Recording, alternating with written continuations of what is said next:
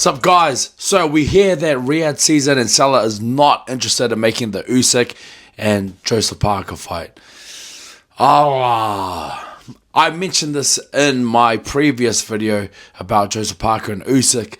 I don't believe that's going to happen. Now that it's kind of confirmed that they're not going to be backed by those big boys, that kind of means that it's probably not going to happen. If the big wallets in boxing aren't willing to get behind this fight and pay for it, then it most probably won't happen. Ah, man. What an unfortunate place to be if you're Joseph Parker. What an unfortunate predicament that you find yourself in, where you've taken and been through everything that they throw at you. So I was there when Joseph Parker beat Deontay Wilder.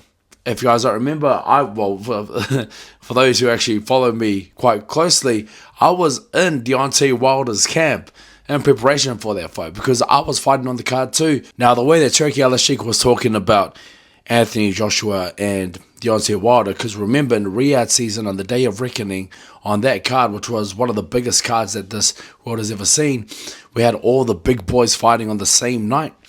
Anthony Joshua, Deontay Wilder, Big Baby Miller, Joseph Parker, Daniel Dubois. You have all these guys there. This is obviously the first step into making the biggest fight at that time, which was Deontay Wilder versus Anthony Joshua. Obviously, we know how that went. So the way that he was talking about it, he was like disregarding Parker. You know what I mean? He's basically saying, Anthony Joshua, Deontay Wilder, after this fight, we'll be making the biggest fight in history. And then, we were all clapping, and I'm there like, what? I'm there like, bro, you got Joseph Parker right there. You have Otto Weiland right there as well. That was Anthony Joshua's opponent. So we have both of these opponents right there, hearing Turki Al-Sheikh address them like their opponents are going to go straight through them. That didn't happen. So Joseph Parker beats Deontay Wilder, a fight that he wasn't supposed to win, a fight that was supposed to set up the biggest fight, which was going to be Anthony Joshua versus Deontay Wilder. Joseph Parker had something else to say about that. Parker then beats Zhilei Zhang, another big puncher. Another big promising heavyweight. Big bang Zhilei Zhang. At this point, Joseph Parker is undeniable. You know what I mean? You can't overlook him anymore. He then gets set up with Daniel Dubois. What happened. Daniel Dubois pulled out. And then his late replacement being Martin Piccoli, the boogeyman of the division. He takes care of him in the second round.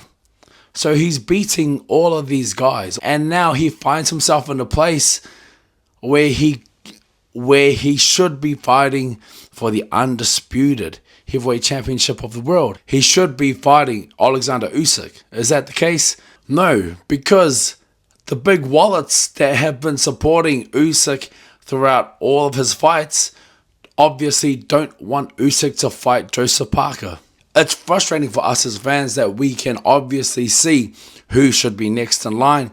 It's Joseph Parker. WBO has ordered it. Joseph Parker himself also said that he feels that Usyk is going to perhaps relinquish the belt, leaving Parker to kind of fight someone else. What I hear from other people is that Joseph Parker is just too nice.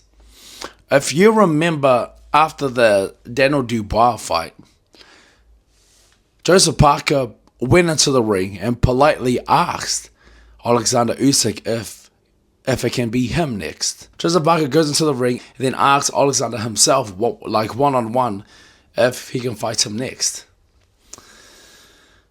This could be a case where the squeaky wheel gets the oil type of thing, right? Closed mouths don't get fed.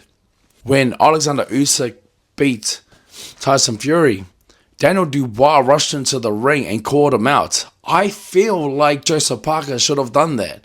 I felt like Joseph Parker should have just went in and called him out, caused a big scene, made a big fuss, and let people know, hey, I'm next, I want you next, let's make this fight happen. Draw some attention. But Joseph Parker is a very, very polite person. You know what I mean? He's real polite. He doesn't, he's a bit more socially aware, because Remember when Daniel Dubois done that to Usyk, bro, and it just seemed very awkward. Kind of gave me the freaking drunk uncle vibes at someone's wedding, you know what I mean? But it got him the fight. Maybe Parker should have done that. But talking realistically, I think the only fight to make for Usyk is Joseph Parker. Because it has to be Joseph Parker. In every single comment section of Usyk, you will see Parker's name riddled throughout the comment section. Parker next, Parker next. No one wants to see a trilogy. No one wants to see a rematch. Fight Parker. You see that continuously throughout every single comment section where Usyk is mentioned. So this fight should happen. Is it going to happen? I don't know.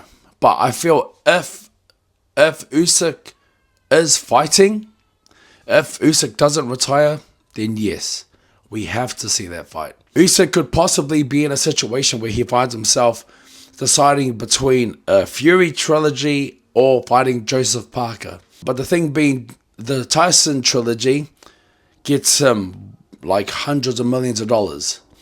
And the Parker fight gives him a measly 20 million. A measly 20 million! Oh my gosh! But you know what I mean? So, those are the decisions that he might have to make. What's he going to do? What would you do in that situation? Where you're given hundreds of millions to fight this person that you've already beaten twice, or fight this guy that you know should be next, but you're going to get like a fraction of what you could be making.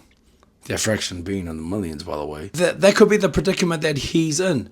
Anyways, we're going to be hearing something very soon because a decision has to be made. Parker is a WBO mandatory.